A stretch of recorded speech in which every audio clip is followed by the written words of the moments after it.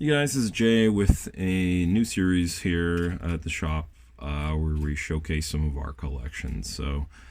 I realize that a bunch of our viewers are not from around; they're from other countries like the U.S. and the U.K. and things like that, and or just other parts of Canada, and they don't have the luxury of popping in. And maybe they can browse our web store, but they don't get a good idea of kind of all the cool stuff we have here.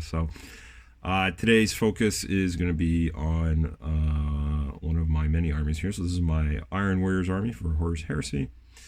This is an army project that I did. Chris also did an army. I think it was 2022, whenever Horus Heresy came back. The story about this army was that, or at least the start of the army was one of our colleagues and good friends, Ash from Guerrilla Miniature Games. You can check out his channel. He has a lot of awesome content there. He was one of the chosen people that Games Workshop picked to make Horus Heresy content for the relaunch of that game, which was a pretty big deal at the time. And for that project, Ash was like, "Hey, do you guys want to come film a game? Also, you need to start armies and have some armies ready in like a very short window." I think it was like literally 3 weeks or something. So I didn't paint all of this in 3 weeks. I painted about 1,000 points. It was mostly these Mark IIIs here, the older Mark IIIs.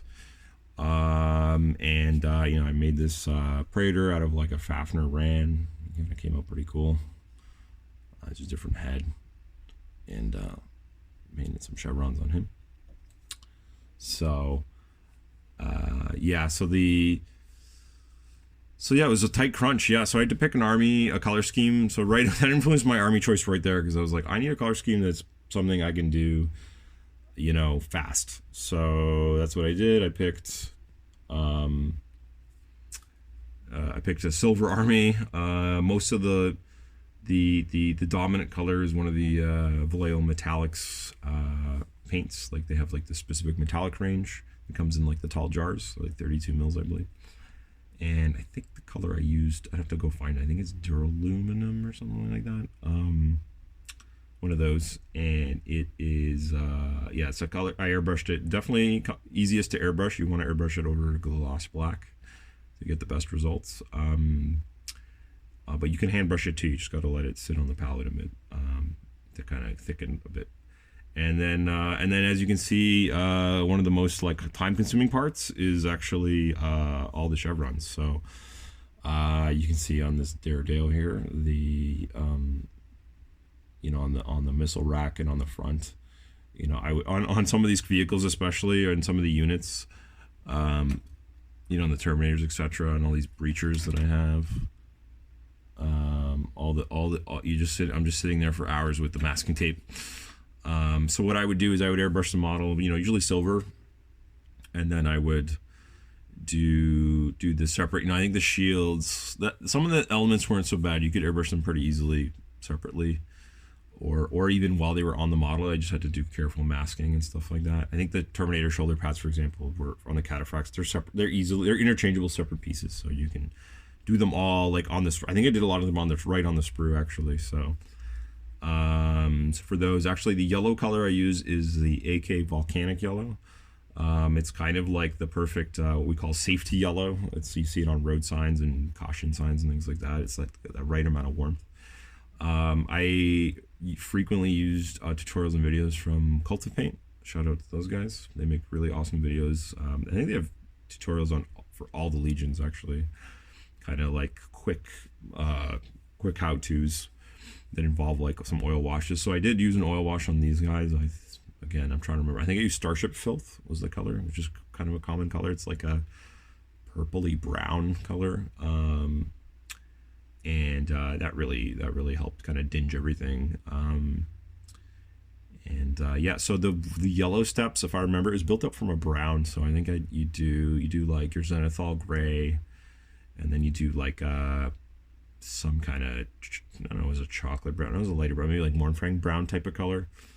And no, I think you did the brown first, then you did little spots of gray, and then you did the yellow. So you got this like diffusion of light to dark, but with the brown undertone instead of black. And that gave the yellow some good vibrancy there. And then the black is easy. You can do it sometimes. You can a lot of that I think I actually went in by hand and just like carefully brushed it in by hand because it was just not so hard to do. Like especially on some of the thicker, wider stripes, you just carefully do that or whatever. So yeah, so that was that, and then the army grew. So then the release came out, and did my Spartan up. The beauty of this type of color scheme is you can really rely on the weathering. So there's a bunch of powders that I did on here. Spent oodles of time on this stupid door. It's got a giant decal on it that's barely noticeable in this light. And the front door, that came out pretty well with the Iron Warriors decal on there.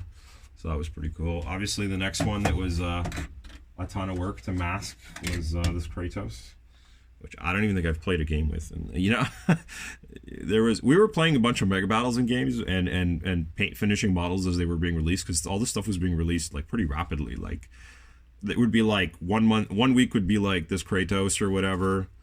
The next week would be like Scarans, and the next week would be like Leviathans. It was just pretty bonkers. It was pretty awesome. Yeah. So tons of masking and tape on here, especially on this stupid turret here. But I don't know, I like it. Came out. I went with the lot of auto cannons because the Iron Warriors trait is like +1 strength to all your guns, basically, or all your like heavy guns or whatever. So I was like, yeah, we'll just get a strength 7 gun becomes a strength 8 gun, etc. So that was pretty good. And then. Oh, this also worked out well too. This is a 40k Warpsmith. He made it perfect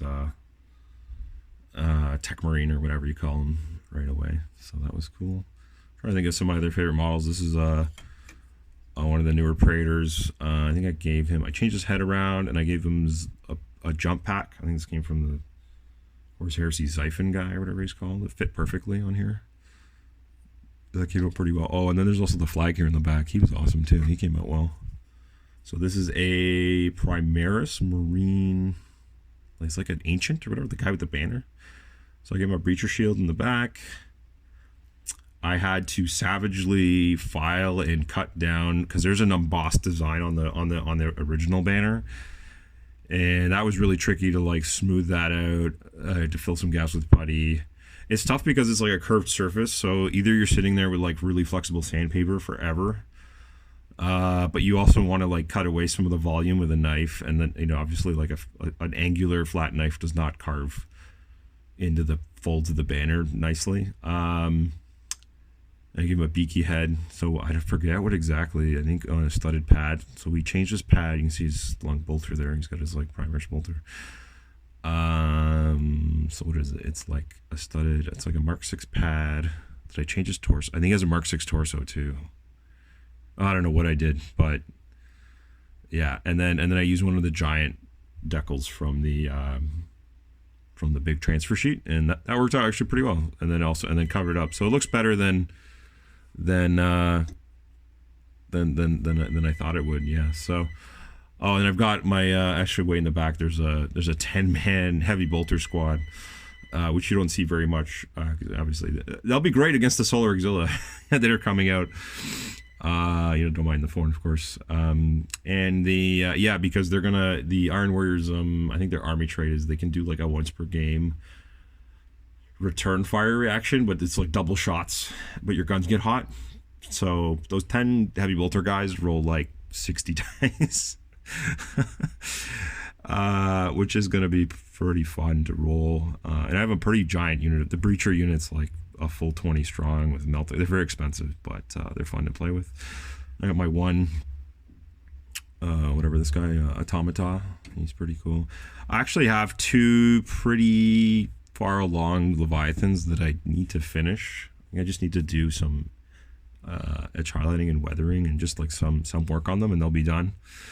I need to get those done. I think what happened is like it was like we had been kind of like either playing or thinking or working on Heresy for like I don't know how many, like from the spring into the fall, and then at that time it was already I don't know, my friend group, or just in general, there's a bit of fatigue, so we moved on a few other things for a bit. So, but there's some pretty good excitement to come back to this. This one for another reason I'm talking about it. Oh, also forget this Eidolon guy here. This belongs to a friend of mine. I don't know why he's in there, but yeah, because of just like there was like a lot of stuff that got released, and you know how it is sometimes when you're into a game like nonstop like that for some half a year or whatever, you kind of you kind of fatigue a bit. So yeah, I'm excited. I think the next additions I'm gonna make are gonna have a lot more vehicles. So I know that was a thing in the beginning too, and we were like unraveling the game and the rules and kind of how what is good and what isn't good in this version of Horus Heresy. It was obviously like, you know, the dreadnoughts, the leviathans, and the contemptors were obviously like the best thing to also terminate. I mean, these siege tyrants are also awesome. You know what's fun? Return firing with with 10 missile racks or whatever. But no, but for real, it's yeah. So with the vehicles, so there was like a poor vehicle meta at the beginning, and now it's changed. I think Games Workshop has made. I don't know if they officially released it or the default consensus among playgroups is less tanks and vehicles. It's all, or sorry, less dreadnoughts. It's like there's a caps. People tend to say you're only allowed a Talon or whatever. Which I think is a good idea overall. And so you see a lot more vehicles, and so I'm excited to add, lots of things. There's Sicarans, which I need to add. I would like some squadrons of things. There's whirlwinds. There's Typhons. You know, all these kind of, you know, things that I think would look cool in an Iron Wars. I think maybe I might even grab the new Malcadors. Look pretty cool. I might shove those in my army just cause or whatever. Or maybe do a Solar Auxilia detachment. Yeah, so pretty excited about it.